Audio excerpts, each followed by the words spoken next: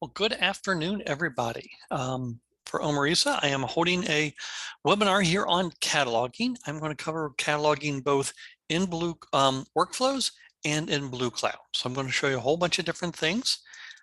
I have started the recording. Let me just double check.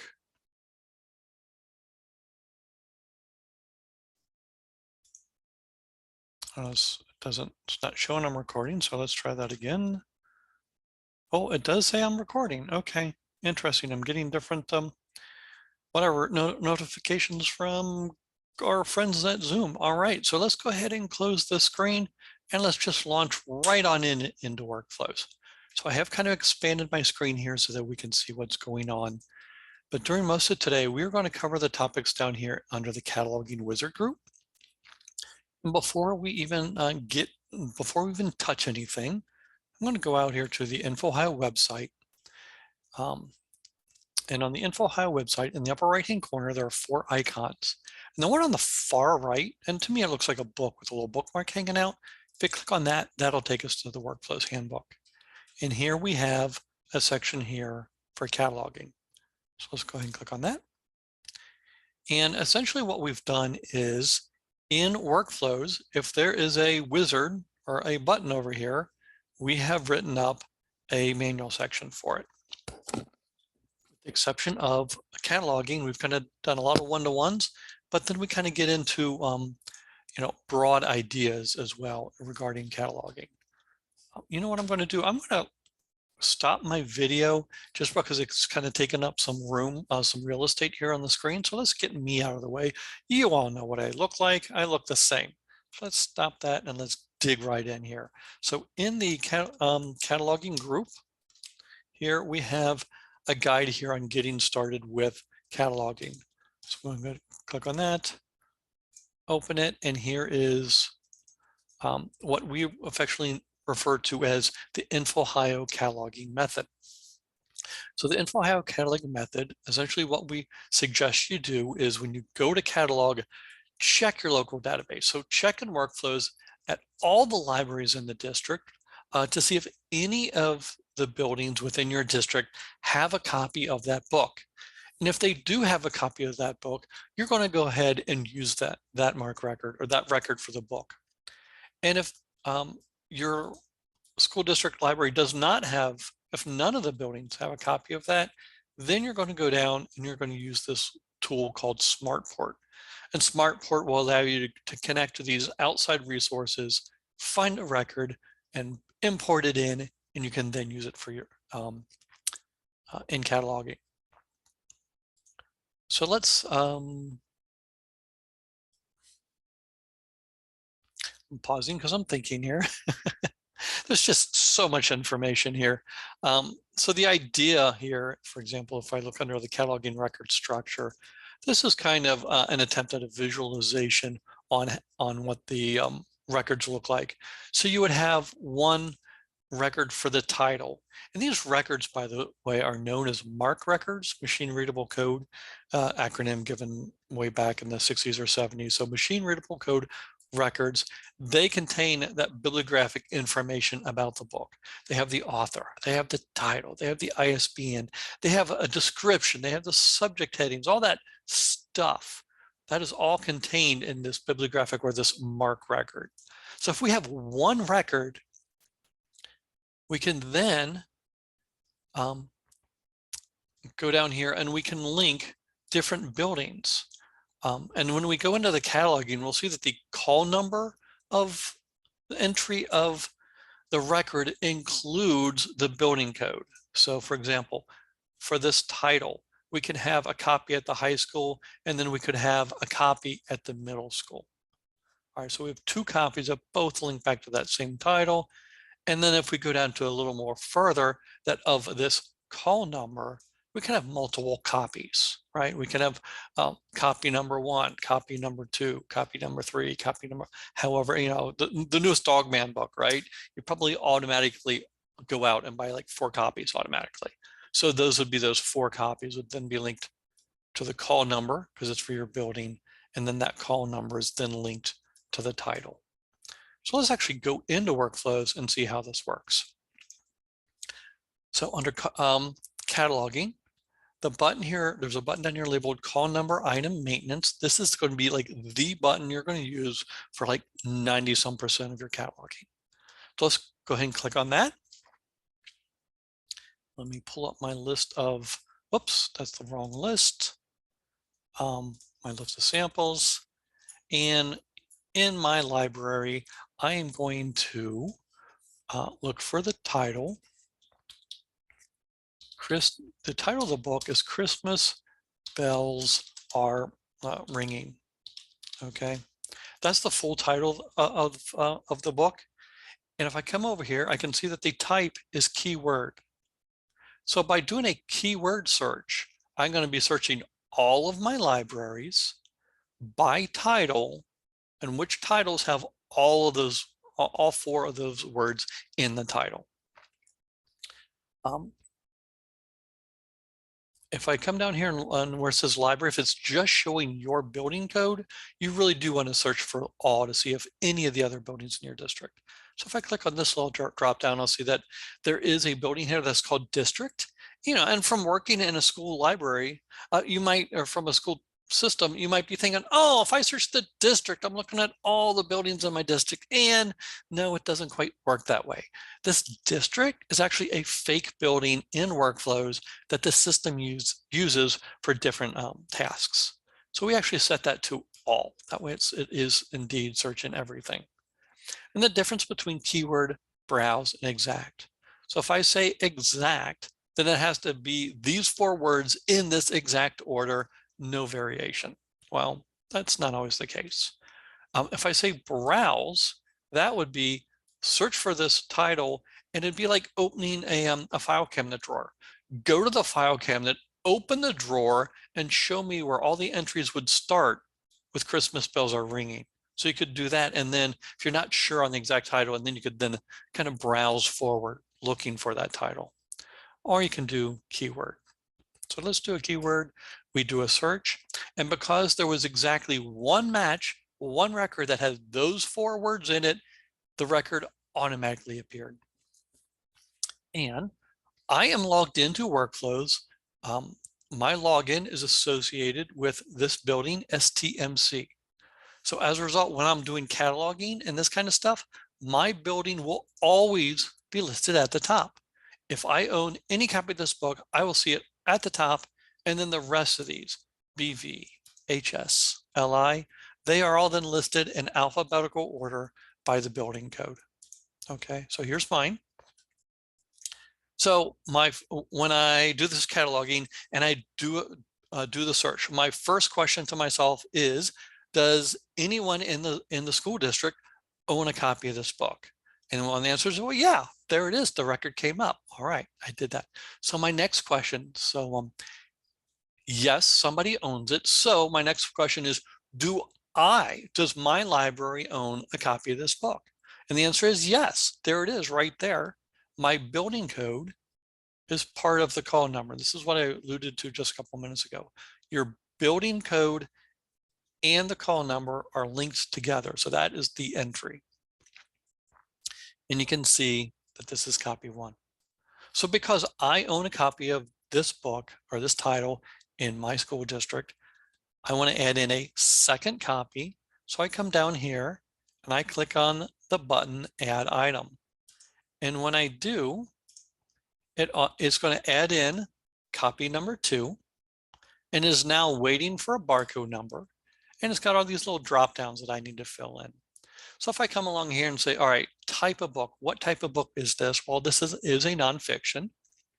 All right, item library, it is my building. Shelf location, available. The shelf location, you should think of the shelf location as when this book is not checked out, what is it? Well, when this book is not checked out, it is available. So I'm going to leave it at that. The next one down, material type. Material type is physically. Physically, what is this? Well, physically, this is a book, and that is the default, so I'll leave that there.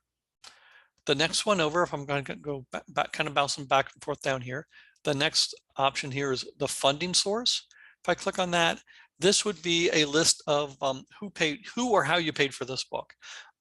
Basically everything after funding source and down, all of the rest of these fields down here are all totally optional.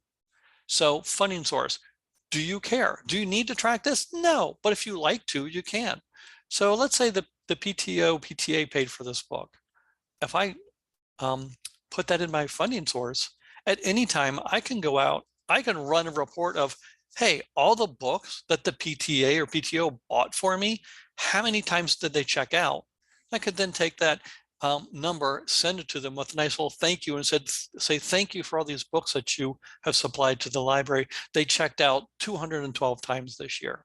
You could do something like that. The next two areas kind of go hand in hand, the curricula area and grade level. These are not meant for the normal day-to-day library books, but these are actually put in place because a fair number of school districts are now using workflows to keep track of their textbooks. So this is a way that if you add in some textbooks, you can actually track who and where they're for. So I could, if this is a textbook, I could say this was for language arts and it was for grade 3, right? And by putting that information in at any time, I can run a report to say, find me all the books that are English grade 3. Clear that out. Genre. Genre is a place that we can put a drop down in here, and we can put in some genre codes. Fair number of middle school and high school libraries are now starting to genreify their library. And by genreify the library, basically what they're doing is they're setting up the library almost like it is with a bookstore. As in like, here's here's the fiction books, here's the mystery books, over here are the gardening, over here are the automotive, that kind of stuff. So if that's something you're interested, let me know, we can get that set up for you. Number of pieces, there you go. So this being just a book, there's only the one thing. But maybe this was a kit, and maybe the kit contained 3 books, 2 DVDs, and a quiz. Well, that included 6 items. And you can actually track that if you want. Media desk, I don't know of anybody that actually uses the media desk, but if you have separate locations in your library, we can set that up. And then lastly, the price. The price again, excuse me.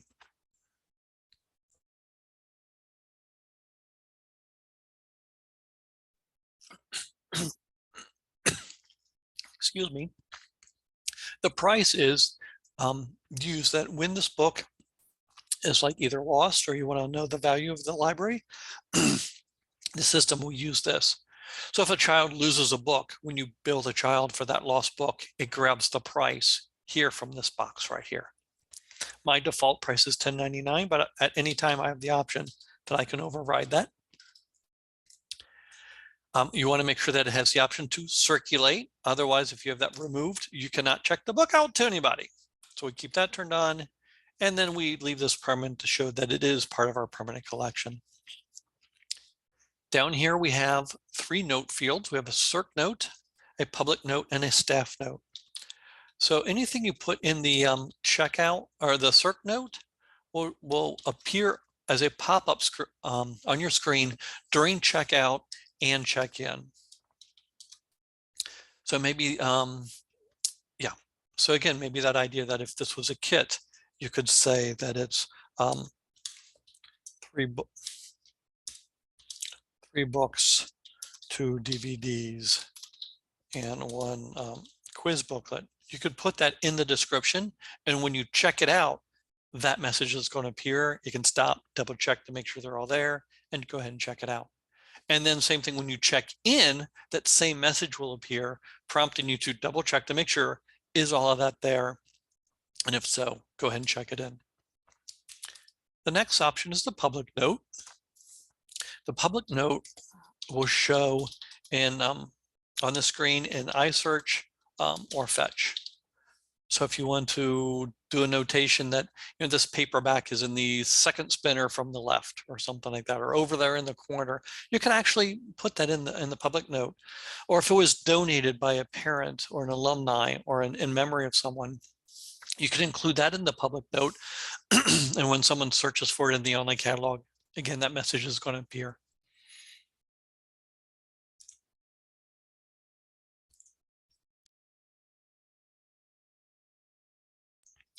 And then lastly, we have a staff note. The staff note will only show for you in either Workflows or Blue Cloud. So when you're in, like, for example, this screen, one of the cataloging screens, you will be able to see this note. So maybe there's a watermark on page 22 or water stain on page 22. You can make a notation of that. And then it checks out and checks in. If the student comes up, you know, I checked this book out and there's a muddy mark on page 22, but I didn't do it. Well, then you can come in here and actually look and see that, nope, I already knew that that was there. Thank you for letting me know. I don't need any of these notes. I'm going to have to just delete those. All right, now that I have all that in, the last thing I need to do is I do need to put a barcode on this book. And I have a stash of barcode numbers here.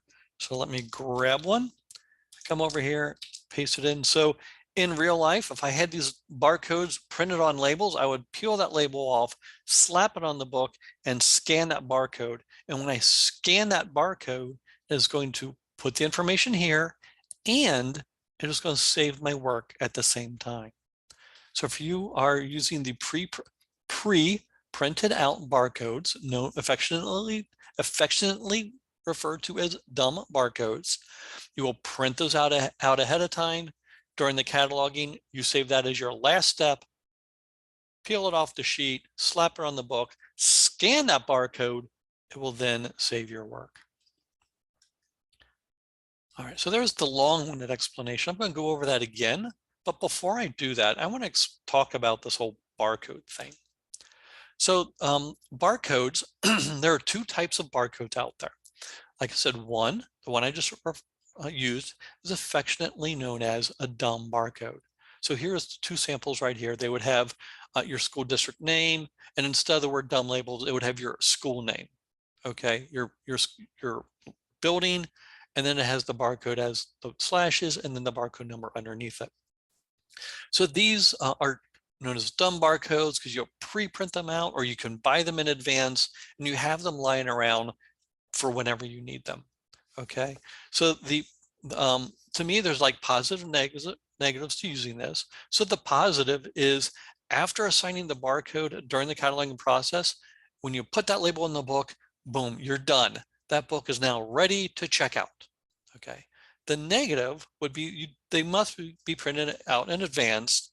And also, I guess a negative also is they don't have the call number and title on the label. Okay. And I mean, that kind of makes sense. You can't print the call number and the title on a label onto a label for a book that you haven't even bought yet. All right, right? So if you do like to have the call number and the title on the book, on the label, and here's a couple examples right here, these are known as smart barcodes. So for smart barcode, you would need to go through the whole cataloging process, and then at the end of the day or end of the week or whenever you're done, you would then have to then print out the labels after you have done the cataloging and then put it on the book. So the positive I see on this is when you put that label on the book, it has that call number, it has the title, it has the author, it has all that on the label. The downside of it is you actually have to handle the book twice. You have to first catalog it into the system, and then at the end, you then print the labels, and then you handle the book again, going out and matching up the label and putting it on the book. I'm going to show all of you this here today. So there's our new terminology, dumb barcodes and smart barcodes. So let's go back and do that again with another dumb barcode. So I'm going to go return to search. I'm going to look for my next book, which is Draw 50 Cars. So the full title is Draw 50 Cars, Trucks, and Motorcycles. But I have to admit, I am a lazy typist. So I'm just going to do Draw 50, keep it as a keyword, and let's see what comes up. Draw 50. Oh, there we go. There's 14 responses. I have draw 50 aliens, draw 50 animals, draw 50 buildings. Here we go. Draw 50 trucks. I actually have 3 of those. So since I have multiples, the full list came up and I need to find the right one to use. So down here at the bottom, I'm going to click on call number item. I'm going to select the first one and say, does my building, STMC, do I own a copy here? No. The second one, do I own a copy here? No. Third one, do I own a copy here? Yes, there I am. And again, I'm always listed first because of course I'm special. But no, it's actually, it knows what building you're logged in as.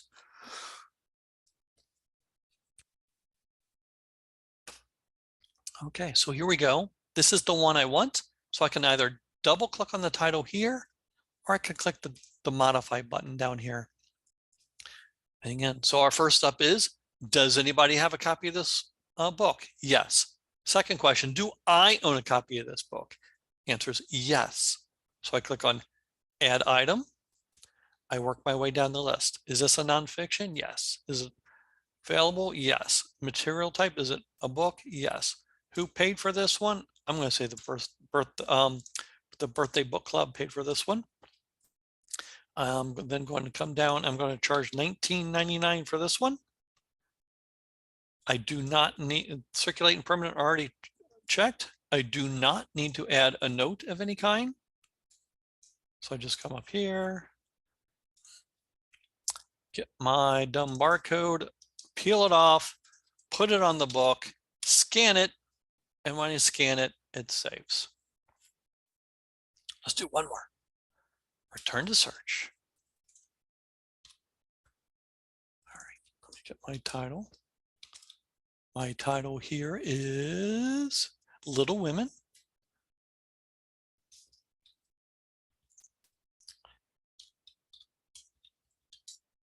Little Women. Okay, we have several of those.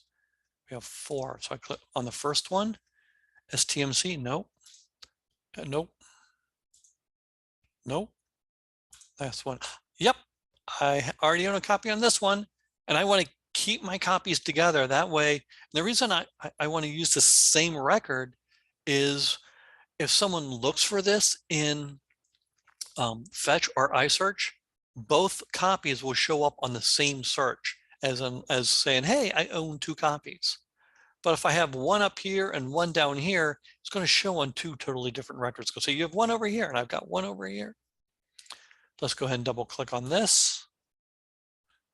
Do I own a copy? Yes. So add item, go down the list. Oh, this is actually a fiction book.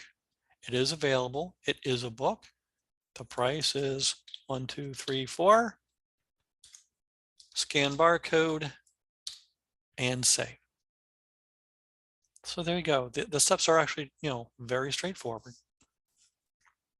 All right, so up until now here, we've always been lucky. We have been finding copies of books that we already own a copy of. We've also been scanning in this barcode from our sheet of dumb labels. Oh, you know what? I just realized I forgot to show you how to create a file of dumb labels. So let's go do that real quick. That is a report. So if I come down here under reports and notices, and I click on schedule new reports, under the INFOhio tab, there's a report here called LBL dumb labels. You can either double click on the report or you can click the setup and schedule button.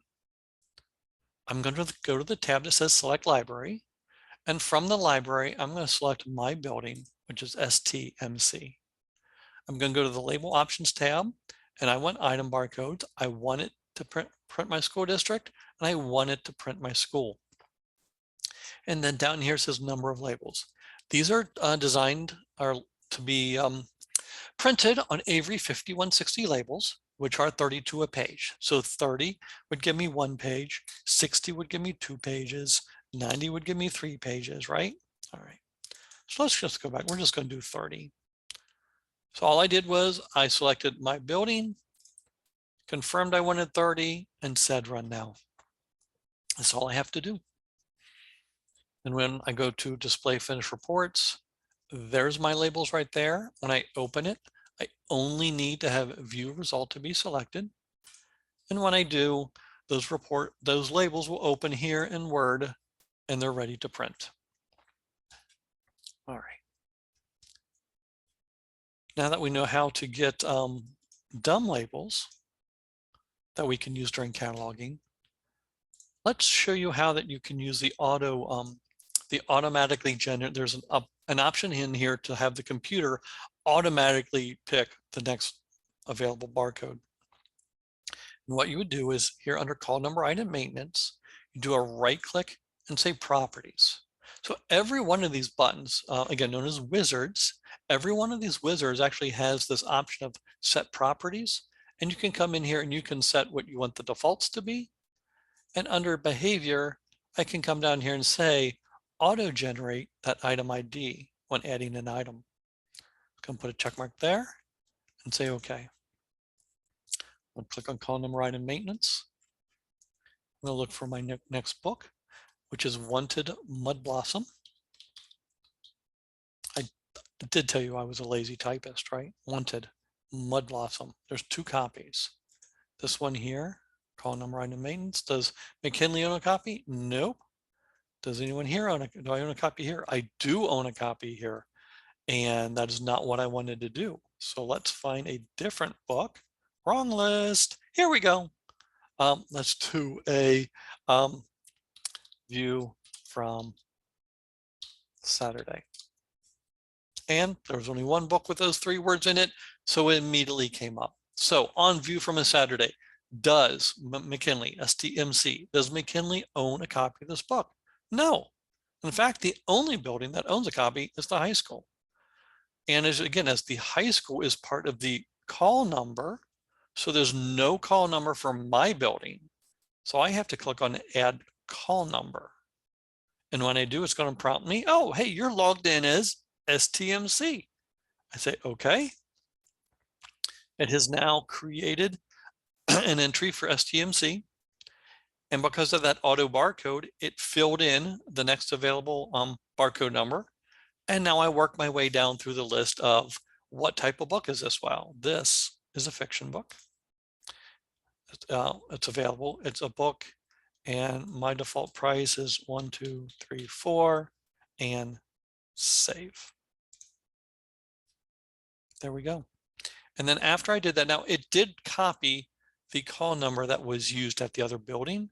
So if my building uses a different call number prefix, like maybe mine is just F for fiction, you have the option now to go ahead and change that if you wish. Let's do that again. Return to search.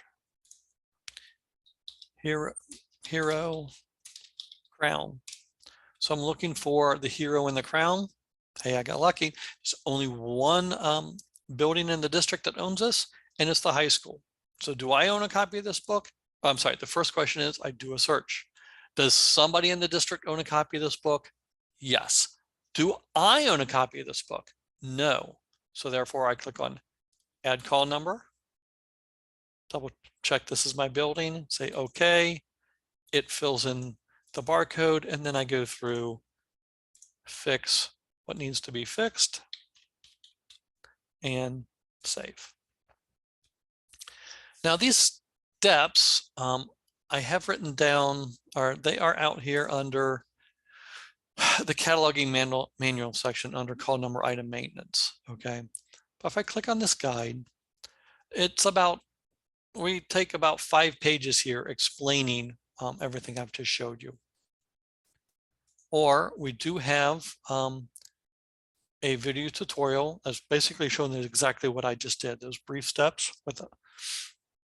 And then lastly, I did take kind of those instructions and I put them into a PDF that I'll share out with everybody. So here it comes down to that you would go to the cataloging group, click on the call number item maintenance button, search for the title. Does anyone in the library or in your school district own the book? If the answer is yes, and that's been our results so far, your next question is, if yes, does your building own a copy? And if the answer is yes, you would select and then say add a copy, add item, and that will add an additional copy. And if the question is, does your building own a copy, and you say no, then you click at the add call number and fill in the blanks. All right. So one more, return to search. Sarah Plain and Tall. Again, I'm a lazy typist. Sarah Plain and Tall, keywords Sarah and Plain. Yep. Is it in the district? Yes. Do I own a copy? No. Add call number, my building, fills in that, set this to fiction, double check the price, and save. All right, I think we get the idea of when to use add item and when to add call number. But what do you do for a book that's not in the system? Well, let's go out here and search for Dogman. The Dogman books are very popular, but believe it or not, I am looking for Dogman Unleashed. Oh, no, I'm not. I'm looking for just the normal Dogman. And the only Dogman book I have is Dogman Unleashed. I don't have the first Dogman. So the question is, I searched my district. Does anyone in the district have this book? And the answer was no. So what do? I close this screen. I go down to this tool here called SmartPort. SmartPort is a tool that allows me to import some of these MARC records for use in my library. So we have 4 databases here available for you. The first one, the CRC, the INFOhio catalog. I'll put a check mark next to that. The INFOhio catalog, these are copies of those MARC records, those bibliographic with the author, title, call number, ISBN, that are in all of the schools that use the INFOhio library automation software. So if anyone in the state is using Blue Cloud or Workflows, we have a copy of your MARC records. So we're all sharing it and we're all in this together. The next one is the Library of Congress. I'm sure most of you have heard of the Library of Congress, right? There's that great big library over in Washington, D.C., and they have lots and lots of books and lots of records. So the great thing about the Library of Congress is they have lots of records and they're free. But the downside of Library of Congress is they have lots of records and they're free. So I know I said the same thing twice. And the reason is because they're free, everyone in the whole US can access this resource. So because of that, it could really slow down the process. If you do need to use the Library of Congress, I recommend that you use it early in the morning, because by about 10 or 11 o'clock, the West Coast is now starting to wake up and get into work. And now the whole US is all trying to access the same database. And if you select multiple resources, Workflows will wait until it gets results back from all of them before you can continue. So Library of Congress can actually slow you down. So I recommend that you actually uncheck that to begin with. The third resource here is called WorldCat. WorldCat is a subscription that we purchased from a company down in Columbus called OCLC. OCLC is one of the premier companies in the world that create these MARC records. That is what they do. And because of that, we here at OME-RESA and through INFOhio have purchased an unlimited subscription for the schools here in Ohio. So you can go ahead and search that one as well. And then lastly, this INFOhio template one. These are templates that we've created that if you have materials that are special and that just simply cannot be found. If I go out to our website here of handouts, here's instructions about those templates, right? Let's say you've got a book of a locally produced book. This could be maybe the 4th grade class in your building. Maybe all the students wrote poetry and the teacher took those poems and bound them together, had them bound together in this book. And all the kids got to take a copy home to their parents and they presented a copy to the school library. Well, what's the likelihood that you're going to find a MARC record like that from OCLC? Well, pretty much 0, right? So these are instructions on how you can take that book of locally produced poems. You can create a MARC record so you can check it in and out of your library. And here are some other popular items that we have templates for: curriculum guides and DVDs, school magazines, school newsletters, the school yearbook. All this kind of stuff is what we have templates for. And those would be imported through this template. So we don't have that right now. We have a real book. So I'm going to connect to the INFOhio and OCLC, and then I'm going to click on the button connect at the bottom. So here we go. I actually have the ability to search by ISBN. So because I have that, I'm going to go ahead and take the ISBN from my book, scan it in there, and hit search. And when I do, it is going to go out and it's going to search both the INFOhio and the WorldCat databases and look for results. And here I see I've got one result from the INFOhio catalog. I have 26 from OCLC. My personal recommendation is if there's a record in here from INFOhio, I would go ahead and use that one first, because if this record has been enhanced in any way, it has been enhanced in such a way to support the K-12 schools here in Ohio. I'm just going to go double click on this, and I get the chance I can look the book over. Here's my ISBN, here's my author, here's my title, here's the edition, here's the publisher information.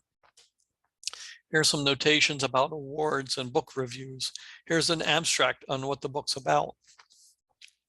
And then even some subject headings. So if you like this one, you can go ahead and capture it, but I'm actually going to come down here. I'm going to show you all these others down here under WorldCat. So if I open the first one, I can see it's got a whole bunch of different ISBNs all linked to the same record, which makes sense because the intellectual content of the book is the same, right? It's the same author, it's the same title, it's the same illustrations, it's the same content, it's the same summary, it's the same book, just printed with different bindings. And that's why they have different ISBNs. And then now this one actually has the accelerated reader information. So if that's important to you, you would want to import this record. And then there's some subject headings. In the upper left here, there's some navigation buttons. I think they look like they belong on a VCR. And if they do, if I click the play button, that's going to move me forward from one record to the next. And when I do that, I can come to this one and I can see down here, this one is a lot more, has a whole bunch of more additional fields that just aren't important to me. But then I can go ahead and click on the next one. Anyway, you get the idea that basically you would go through and you would find the record that matches best for you. So let's go back to this first one, and we're going to import this one because it has the AR reading scores, and that's important to me in my school. So I would click capture. On this screen, we're going to basically leave the stuff alone at the top, but essentially what the stuff up here at the top means, hey, while you're importing this record, double check to make sure to see if a copy of this record already exists. So that's what it's going to do here, and that's what this OISL. It is going to search on the OCLC number, then the I for the ISBN, the S is the ISSN, which is used by magazines and serials, and the L for the Library of Congress number. It's going to look at those, compare those, and see if I already own a copy. Then down here, I do have to tell it what building I'm in. I'm at MC, so I say okay. It is now going to take that record, and it's going to download it, and is now here, but it is only on my screen. It is not in the system yet. And I know that because the save button is still black. I'll go ahead and click save. Boom, it has now been imported into workflows. Okay. While you're on the screen, I often have people come up here and they'll go to the call number and, hey, while I'm here, I know this is a Dogman book, so I'm going to go ahead and change the call number, right? Well, don't. Okay, whatever you do when you're importing records, do not make any changes to the call number until after the barcode has been added. I can go into a long-winded explanation, and I just might, but accept the fact you cannot change the call number until after the barcode number has been added and saved. So I'm going to close this screen. And now we're going to go over here. We're going to go to the call number item maintenance, click on it. And here listed in blue, here is that record that I just downloaded. So I'm going to click on that. Now it has a call number up here with my building code. It's an ugly call number, right? It's what we like to refer to as an XX call number because it has this placeholder of an XX, right? It's an ugly call number, but it is a call number. So we're going to leave it alone and we're going to click on Add Item. Here we go. It filled in my barcode. All right. What kind of book is this? This is a fiction book. And then I can go down. It's available. Physically, it's a book. It's one piece. $12.34 and save. Now that it has been saved with a barcode number on it, now I can come up here to the call number and I can change it to FIC for fiction and PIL for Dave for the first three of the author's last name, which is Pilkey.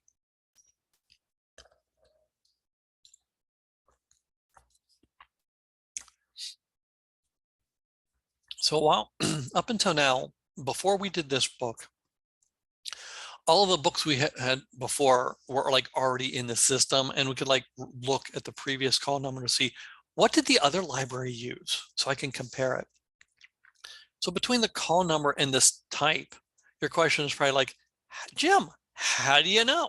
How do you know when it is fiction and when it is nonfiction? Well, in workflows, what we can do if you're unsure if it's fiction or nonfiction, you can go up here to the bibliographic tab, click on it, and if we scroll all the way to the bottom, down here in these entries for 650 and 655, here under 650, it literally says right there in black and white, fiction.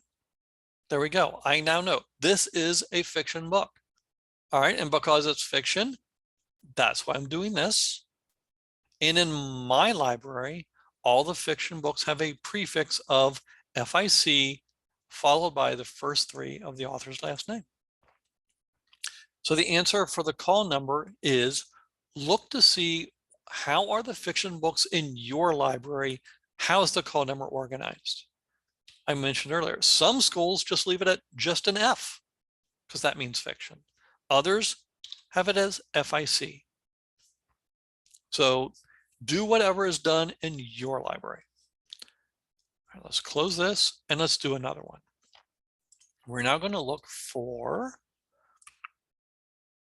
Brown Girl Dreaming by Jacqueline Woodson. I happen to have the ISBN for that, so I'm going to come here. I'm going to clear that. I'm going to scan in my ISBN off the back cover of the book.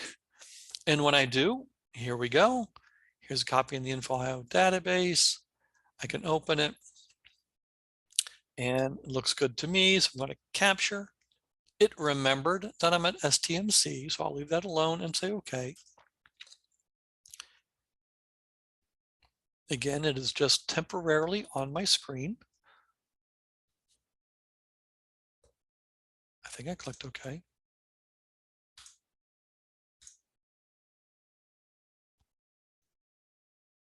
I think I've confused it.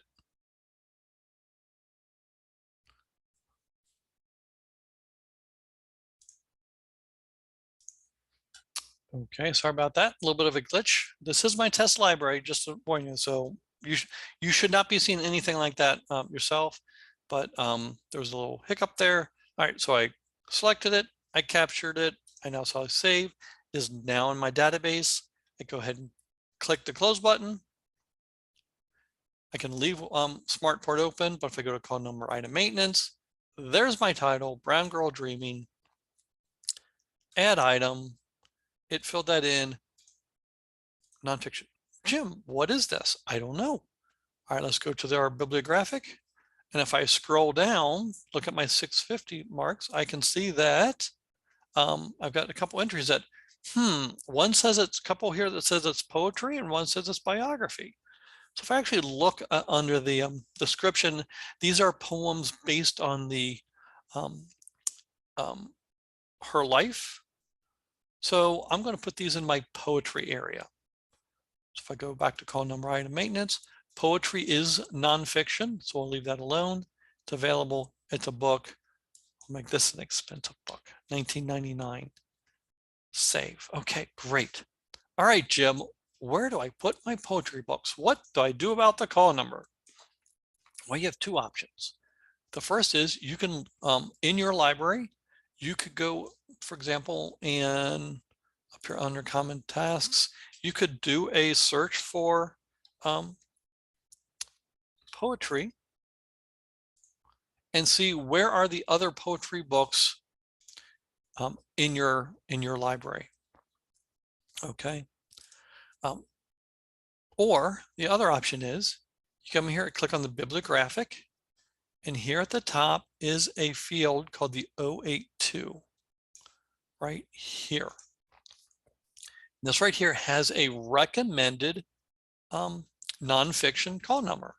So this recommended call number is 811, or Dewey number is 811.54. All right, so I go here and I go 811.54 space, and then the first three initials of the author's last name. Save. So let's do one more. Let's say close here.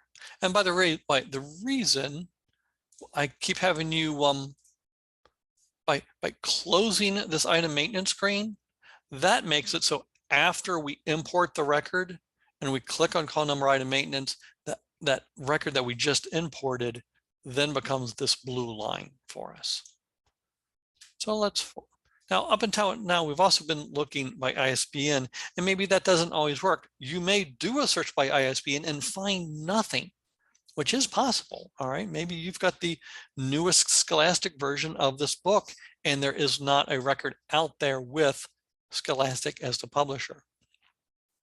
You could still come out here and search by a combination of the author,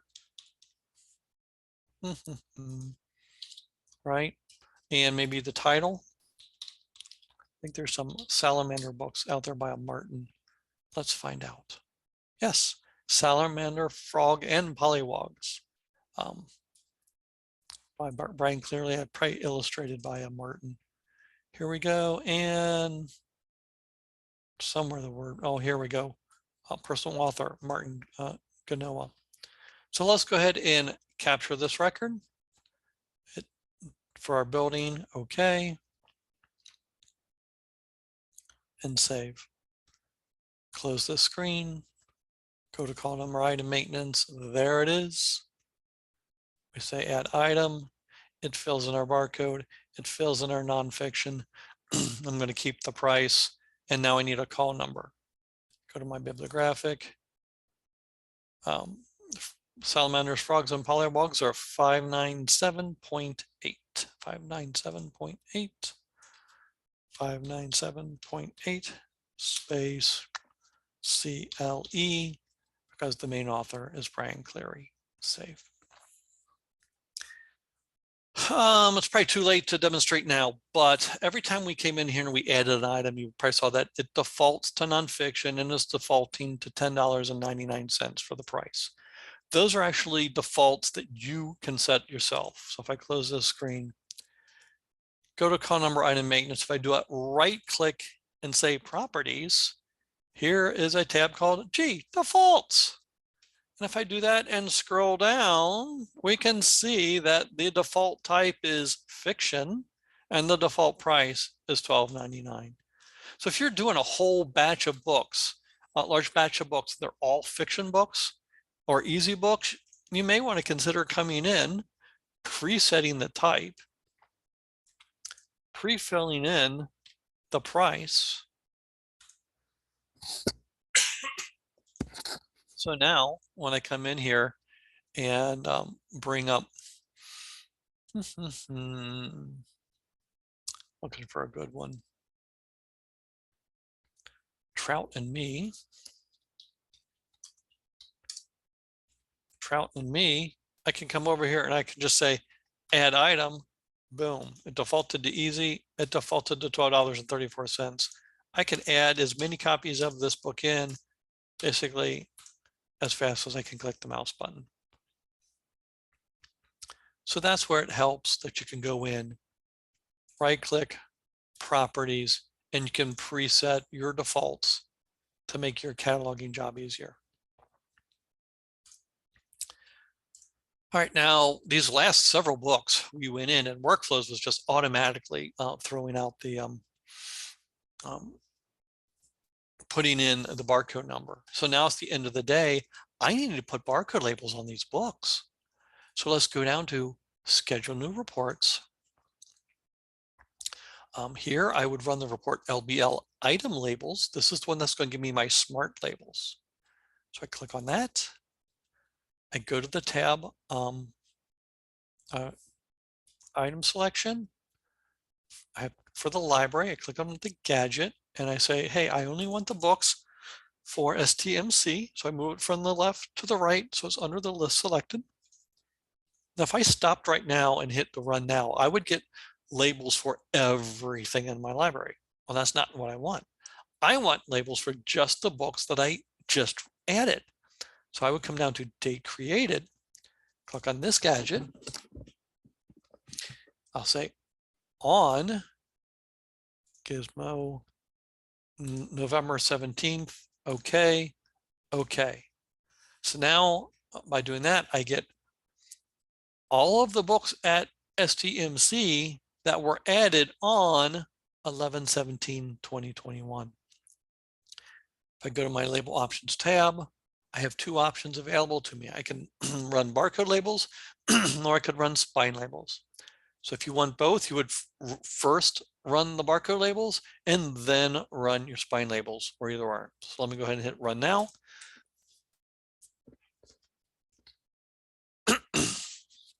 Display finished reports. There's my item labels, double click on it. I only need view result to be selected. And here are the labels for all the books that we added today. These titles should look familiar to you. There's my Christmas Bells. There's my Salamander, Frog, and Pollywog. These, by the way, are in order by call number. So all my nonfiction are first. So then my 597, they read left to right. And then my draw 50, and then my poetry, and then my fiction books. So there are all the labels. I would print these out, go back, match them up to the books, and slap them on, and I'll probably put a label protector on it, and then it's ready to go. Let's go ahead and run that report again. Schedule new reports, INFOhio tab, item labels, item selection, library, STMC is under list selected, say okay. Date created, gadget, on, gadget, today's date, okay, okay. Go to label options, pick spine labels. I like my spine label to be a little larger, so I like to set it to size 11. Go ahead and say run now.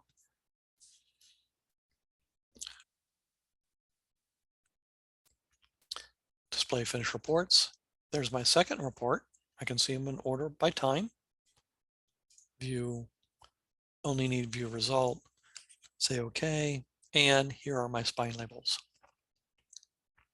I'll show you what label this uses in just a minute, but I have had some people comment that, hey, Jim, you know, these just aren't like lining up very nicely. And sometimes they will, and sometimes they don't. Sometimes they look good and sometimes don't. So what I found, if you just like select the whole thing and then come up here for the centering, say maybe align it to the left and then go back and align it to the center, that seems to like shake it loose. And now everything kind of lines up a little nicer, a little prettier. So I can now print these and put them on my book. If we go back to the INFOhio website, in the handbook under reports, got a couple things for you here. For example, under INFOhio reports, for the dumb labels, here's a video tutorial and how to run those dumb labels in advance so you have them on hand for cataloging. Under item labels, here's a video tutorial on how to run those smart barcodes so they're ready to go. And if I look at my tip sheet here, this tip sheet actually tells us What label format is used by the INFOhio reports? So for the spine labels, they are 1.5 inches high by 1 inch wide. So that's 8 across and 7 down.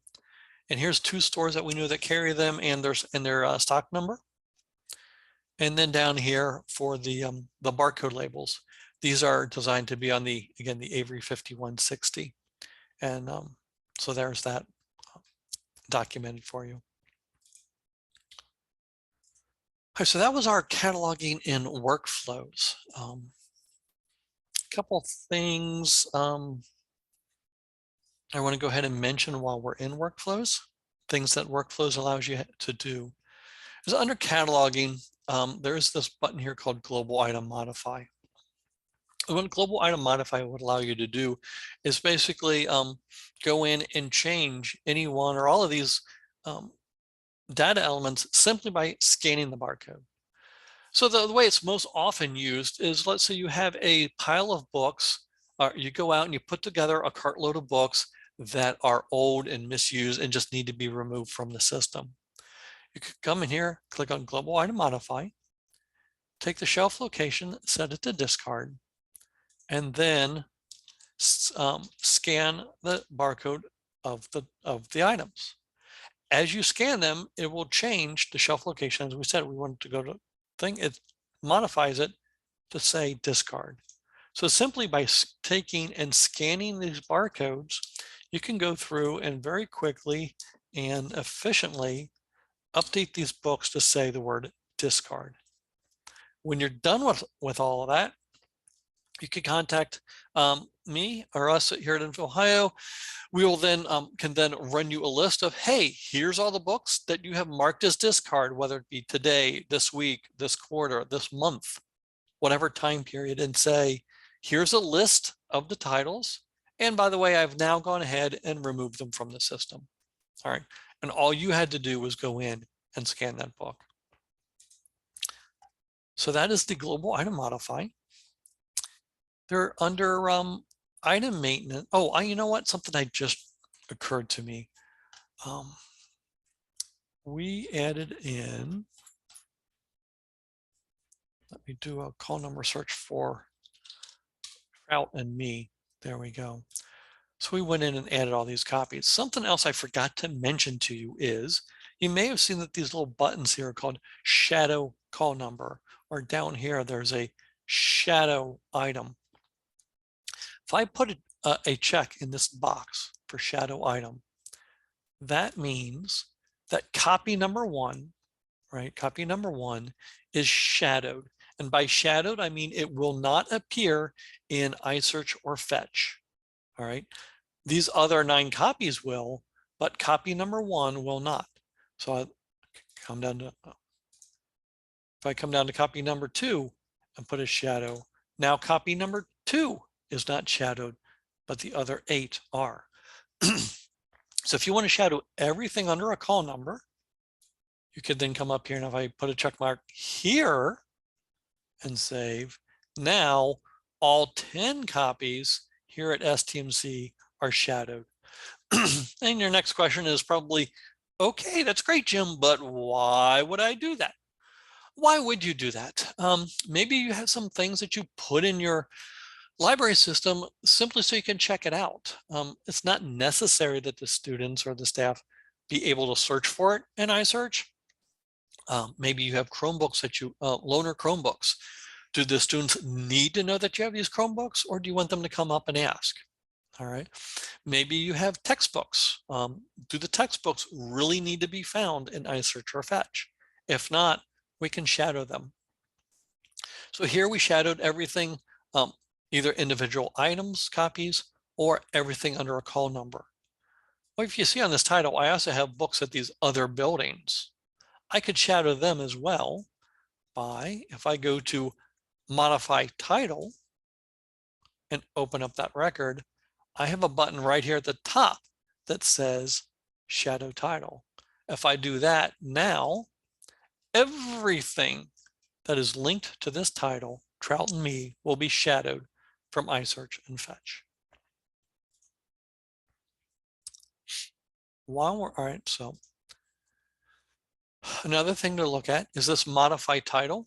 The modify title allows you to get into this bibliographic record. All right, let's say you have this record and you notice that the author's name is spelled wrong. Maybe Susan here spells it with a Z. You have access to this MARC record. You can go in and you can make those corrections or changes. Maybe you want a more in-depth summary. You can modify that. Maybe you want additional subject headings that tie into the curriculum or topics in your school. You can add those as well. So all of these things can be done by using the modified title. I'm not going to save those changes. We also have under item maintenance, we have a button called add brief title. Add brief title would be another one of those, you've got something that you want to be able to check out, but you cannot find a record anywhere in the district nor through SmartPort. Well, workflows only needs two things in order to check something out. It needs a title and it needs a barcode. That's all it needs. So I came in here under title, Jim's list of tasks. There's my title. My auto barcode option, because I had that turned on, it automatically filled that in. And so I can now say, oh, the other thing is, oh, this for some reason is missing a field. It should also show up with an entry for a 989. The 989 is a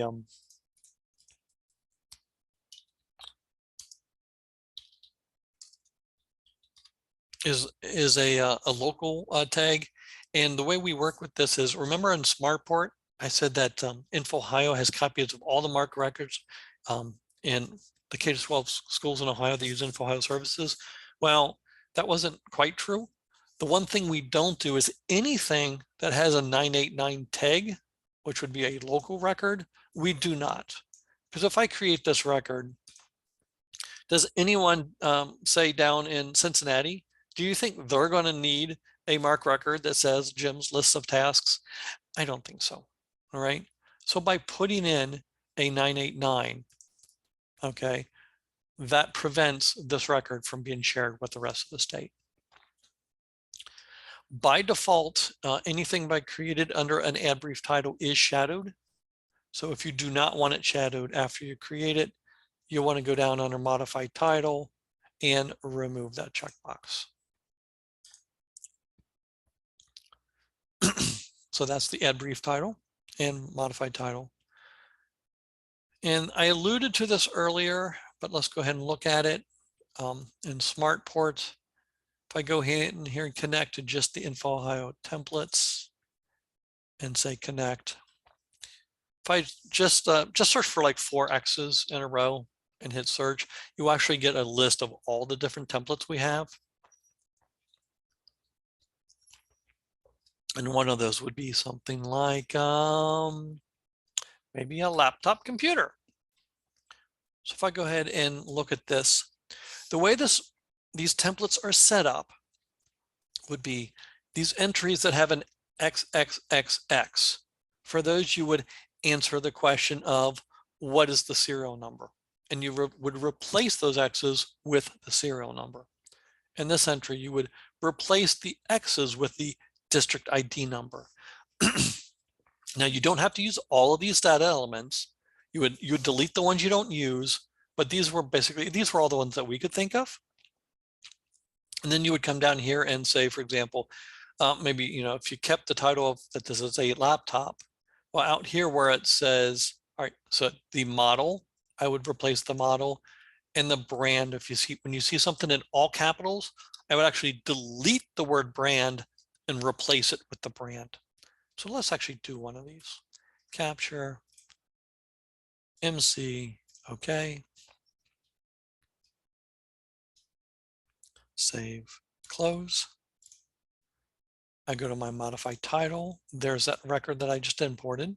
So we'd come down here and say, all right, the serial number, delete the X's and replace with the serial number. The district ID number, this would be a lot of those, the school districts, you have those security tags or those inventory tags that they like to slap on everything in the district. This is what we're referring to there, the district tag. So that might be just a number like that. Well, this 092, would be where you can record a call number in the MARC record. Not something you really need to do. So I'm actually going to not use this. So I'm going to do a right click and say delete field because I'm not going to use that. All right, so here's our title. Our title is a laptop, but you know what? Mine is actually a Chromebook. So I'm actually going to delete that and replace that with Chromebook. Is a Chromebook model A312X. And then brand, I would actually, because brand is in all capital letters, I delete the word brand and I'm going to say that this is an Acer for the brand. And then here under locate, this is like, would be the equivalent of the publisher information. So the location, maybe this was done in New York. And the manufacturer would probably be, and for this example, would be an Acer.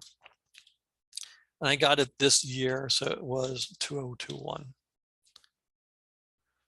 For this Chromebook, I'm not going to track the CPU or the RAM or the hard drive. So I'm just going to right click and say delete. The peripherals, it has a charger and a laptop bag. The 500, this is where you can add in some any notes. So that's what the whole 500 tag is, anything that you want to do as a note. So here, there's multiple X's, you can add in your own note.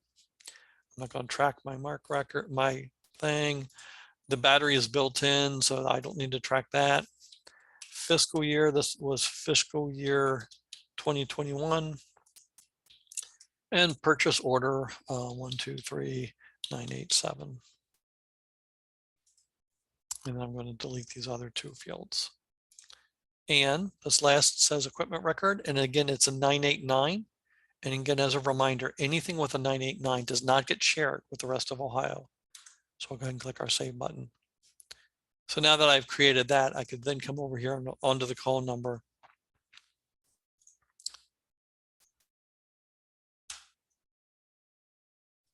Click on add item and I can finish putting this in. So I could say this is Chromebook 102. Physically, what is this? I'm sorry, item wise, it's an equipment. Physically, what is it? It's equipment. Oh, I know what I forgot to mention, this type here. So by default, we load about 12 to 15 item types, okay, that get loaded by default. If we go out here to the INFOhio manual section, under setup, and we look at INFOhio item groups, there's actually a list of about, I think it's like 72 different item types that are out there. So if there's something here that you would like to use to track track stuff, you can. So because this is a Chromebook, maybe I would rather it be mobile comp, which should actually be mobile computer. So someone's got a typo there. So that's a mobile computer. Or I could even say, here's one-to-one. Maybe it's a one-to-one device. Maybe that would be more appropriate for my school district in using, in keeping track of things instead of just a generic equipment. So if you need more item types added, just contact us. We'll get those added in for you. And we'll go ahead and save that. So that's how those templates work. Let's go out here and do some of that same work and do it in Blue Cloud. So let me just get logged in here real quick, because I think by now I've probably timed out. All right, so one thing that's great about Blue Cloud is if you work in multiple buildings, you can have one building and then be able to act as if you're in any building. So with that one login, I could say I'm at Roosevelt today with the same username and same password, or I can just keep it to my building. So let's go into cataloging. And I have to, by the way, I have to let you know that I really, really like what Sourcey Dynex has done with the Blue Cloud cataloging. Let's go out here and look for a book. So the Princess Test. So I'm going to search by title. And when I do, what Blue Cloud is going to do, it is going to search my library and all these other databases at the same time, right? So I have to wait for the last one to finish showing up. And it does. And so my question, we do our search and we ask ourselves, Jim, is this book anywhere in my school district? And I'm sitting here on my district and the answer is yes, there it is. So I click on that. And then I ask myself, Jim, do I have a copy of this book at STMC? And the answer is yes, there it is. Just like workflows, because it knows who I'm logged in as, that my building is going to be at the top. So at the top, is my building there? Yes, it is. So I'm going to click on that. And now, by the way, I tried to zoom in so you could see things a little bit better. So let's zoom out a little bit.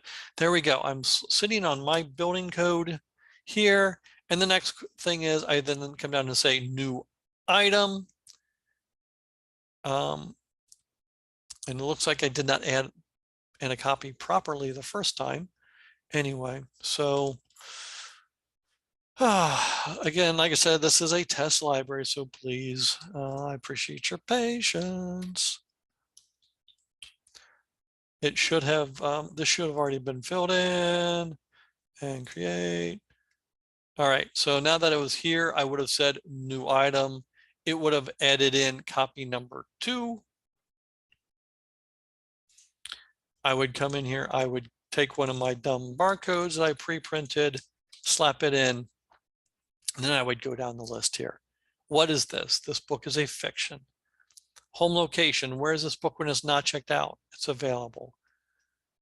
Item category 2 is my physical thing. Physically, what is this? It's a book. Item category 2, who paid for this? The book fair paid for it. How many items? 1. Can it circulate? Yes. I have to put a check mark. Is it permanent? Yes. And what is my price? $12.34 and create. So I now have my 2 copies of this book. I'm not sure why copy number 1 isn't showing up. I must have accidentally deleted it in such a way back before. So that's kind of a weird occurrence. So let's do another one that's not so weird. 100 dresses. Come up here, I search for 100 dresses. Again, it is searching my building and these other places at time, and that's a bad example. That's an example I do for another reason, and we're going to explore that here in just a second.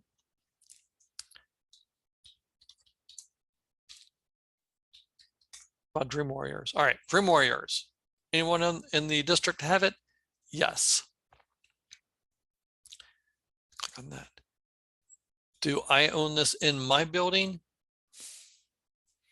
All right, it's saying I do, but then it's showing 0 copies. Let's go back here because this is not working.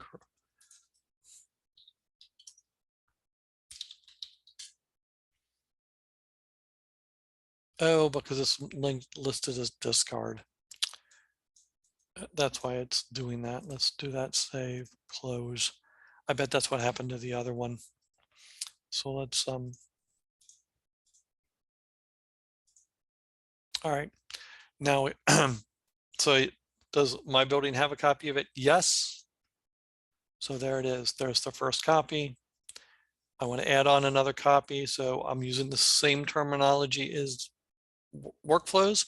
New item. Get that barcode, put it in. It is copying over what copy number 1 had. So this is a fiction. It's available. It's a book. It circulates. It's permanent. It's $12.34. So all I have to do is click to create, and copy number 2 is in. I guess the other thing I wanted to show you is both Blue Cloud and Workflows are both connecting to the same database at the same time. So here is copy number 2. I literally added it in 30 seconds ago. It is in Workflows. Okay, they're both connecting to the same database, same time. I can now come down to, I can immediately, if I like those smart barcodes, I can come down here, run my item labels. It would print out that smart label. So let's find a book that's not in my building. Mrs. Frisbee, right? So Mrs. Frisbee and the S&M. Does anyone in the district own a copy of this book? Yes. So I click on it. Click on Manage Holdings. Do I own a copy of this book at STMC? No, I do not. So I select one of the other buildings. And because there's no call number with my building, I say new call number. Now this is the one thing we do have to do that's special. We have to set the class scheme. We have to set the call number to auto, and we have to pick our building. I'm told that this right here, pretty soon that this will be automated so that you won't have to fill those in, but you do, you say create. After it creates that, you say new item, and it is ready for you to add in your barcode. And you can actually hit the tab button and just work your way through this. So this is a fiction book. So you just start typing fiction, F5 for fiction, tab, location, AV for available. There it is. Item category 2, what is this? This is a book, BOO book. This is paid for the PTA, so PT, tab, tab, tab, tab. It can circulate, so I press the space bar. Permanent, space bar, price, 12.34. Save. Now that I have saved it with a barcode, I'll come up here and change the call number to FIC, OBR for O'Brien, and when I click save, it'll actually go to all capital letters. So the terminology we're using, new item, new call number, are the same words that we saw in Blue Cloud in Workflows. So what's it look like when we import a book from elsewhere? Go to our return our hit list, search by our ISBN.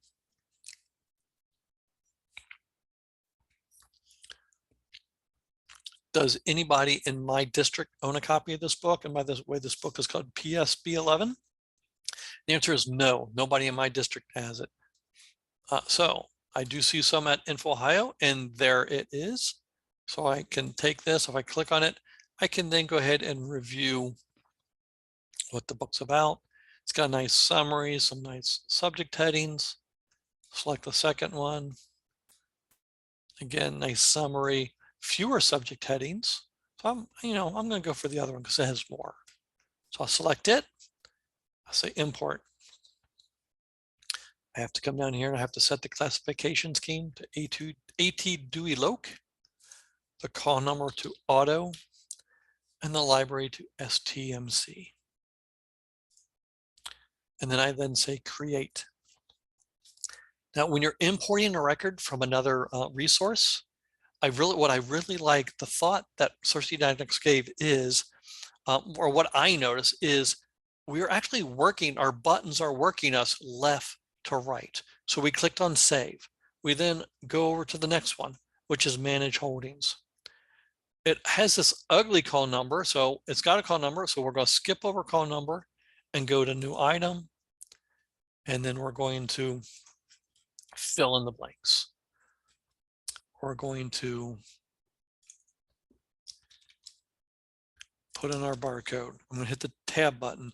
I'm going to say this is a fiction book. Home location is available. BO for book. Tab, tab, tab, tab, tab, tab. 12.34, create. Now that's been created, I go to the top.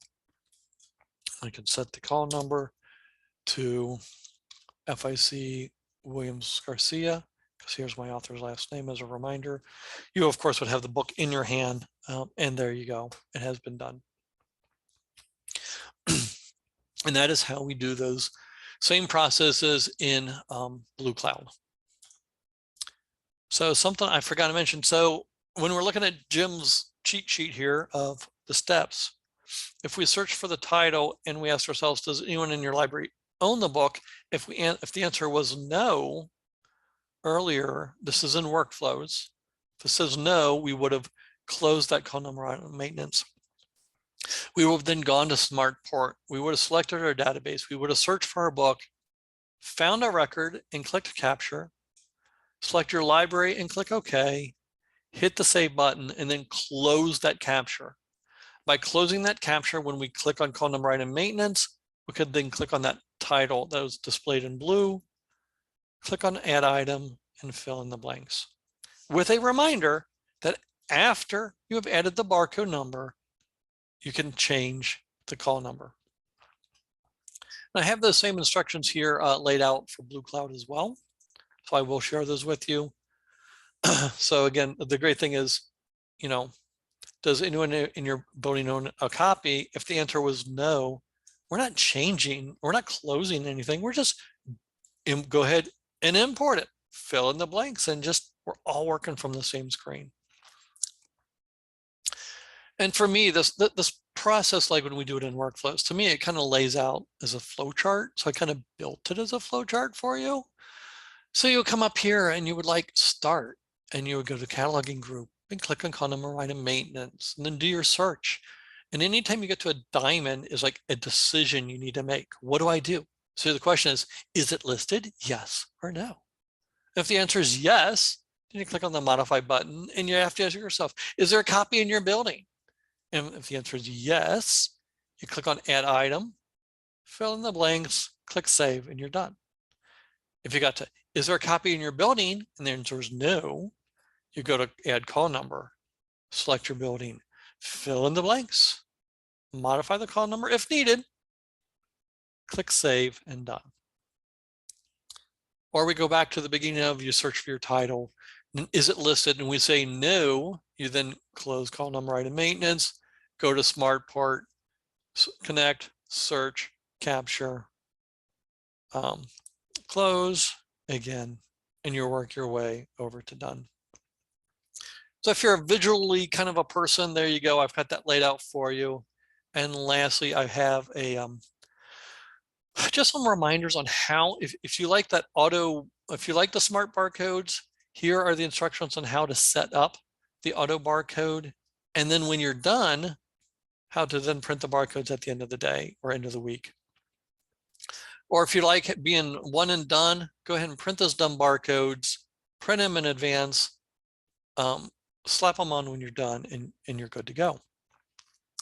I want to show you, I think, two last things that I really want to make to show you. Oh, I know.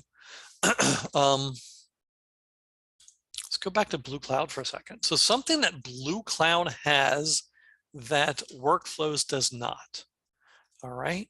This is, let's look for Tales of the Fourth Grade Nothing. Tales, fourth. Did I tell you I'm a lazy typist? There we go. Tales of a Fourth Grade Nothing. If I click on it, and if I click on Edit Record, oh, I didn't give it time to finish loading, my bad. I can actually see the MARC record and I can make changes. I'm actually going to do something here real quick. I'm actually going to delete a lot of these entries just for the fun of it. All right. And then I'm going to then come down here. Let's say this is how it is in your record. You then click on this button that says Smart Search. It is now going to take your record, and your record is on the left side of the screen. Okay. On the right side of the screen, so here is a record that it's found in the INFOhio catalog. And it is now going to basically compare these two. And so I could come down here and I can see, you know, I don't have any subject headings, and this one has this nice subject heading of family life and brothers. I can literally just grab or hit that little arrow button, boom, it moved it from the right to the left. I can then very easily enhance the records in my database just by clicking a button. I can then search another one. Maybe this one, let's see if this one has even more. Family's brother. Oh, here, this one has humorous stories. I like that. Bring over the humorous stories. Bring over the brothers and sisters fiction. So there we go. I'm enhancing this record simply by clicking, and then I say save. Boom. I've just enhanced my record without having to do very minimal typing. So that's a fun tool that that Blue Cloud does. And then in workflows, earlier when I went to do something and I had an example and it was, I believe it was 100 dresses. And it turns out it's like, oh my goodness, there's 1, 2, 3, 4, 5, 6 copies of this MARC record. They're almost all of these are all from the same publisher, have the same number of pages, the same publishing year and everything.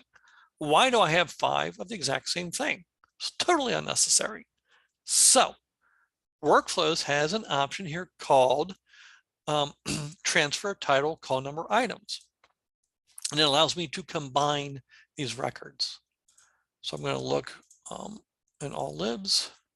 I'm going to look for 100 dresses. I'm going to take the second one, third one, fourth, fifth. I'm going to take all of those and add them up on what's known as the tree. And here I can see that there are, on each one of these, each library decided they needed their own MARC record. And as we learned earlier, that's not true. We don't need that.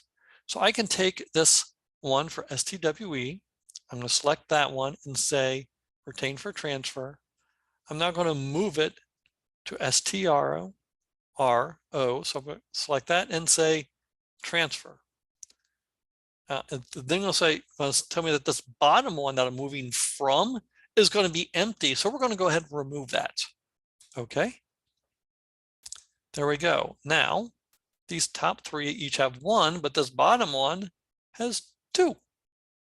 So let's take both of them with the building, and we're going to move them up to this one. Right. So there we go. I'm now down to only having 3 records for these 5 buildings. And you might be telling me, hey, Jim, that's great. But, I could just like delete the book and then like add it back in on the same record. And yes, you're right, you could. But by using the transfer title tool, it allows you to keep the original information about the book. Okay. It keeps the date that it was originally added into the library. If it has ever been checked out, it's going to keep the last person who checked this book out. It's going to keep the total number of times this book has ever been checked out. It'll retain that by using the transfer title, call number item tool wizard. All right. So I think that's probably everything that I really wanted to go over today. But if we go back here and we look at our templates, we can see that there's a whole bunch of other wizards out there. Some of these wizards do simply one thing, right? So in workflows, if I look at under item maintenance, so this add item, it would only allow me to add in another copy of a book that I already own at my building. That's all I can do, right? Change item ID, that would be if the barcode of the book got jumbled or messed or torn off. This tool allows me to only replace that one item. And then we have these other things about cataloging. So that's what all these other sections are about. The advanced cataloging, so when we were in that section for modify title here, or in Blue Cloud,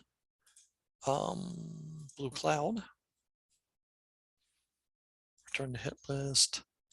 Let me save that. If I'm on, say, this one, if I click on edit record, I'm on this screen here. I can actually come in here. I can modify the bibliographic and the MARC record of this book or this record, including in that. I actually have the ability, you can add in Lexile reading scores. So this instruction shows you the proper way to do that. This is how to add in the accelerated or reading counts reading scores the proper way. How to properly add in additional subject headings. You can stick in URLs, a URL, a link to a website. INFOhio has a tool out there called BookNook. BookNook allows students to create either audio or video book reviews, okay, or maybe book reviews that they can then submit to INFOhio, and if they're approved, they're out here on this website for everyone in Ohio to see. Well, maybe this Wild Robot Escapes was done by a student in your building. You could click on View, and number one, you can watch the trailer, or you can also, here it says 856, click on that, and you can take this information and import it into your into the MARC record of the book. Okay, we can come down here and we would say add in an 856, and we would paste that information as it appears here, and you could then have a link that takes the student, that when they search in iSearch or Fetch, it would then take the students or users to go see this this book trailer. So that's what those are. And then here's some instructions about how to do all those, working with those templates. So that is everything I really wanted to share with you today. I hope you found it useful. I found it, if not, please let me know, and I will get back with you and let you know some answers. If there's anything here that you would like to try out, if your building is not set up for Blue Cloud, or if you or you just don't know, please contact me. I will happily either get you set up or tell you what your username and password is. The username and password we use is just a little bit different. So typically what we would do is when you, for example, when you log into workflows, you see this IP address, right? Well, we take that IP address and I'm looking for my notes. We take that IP address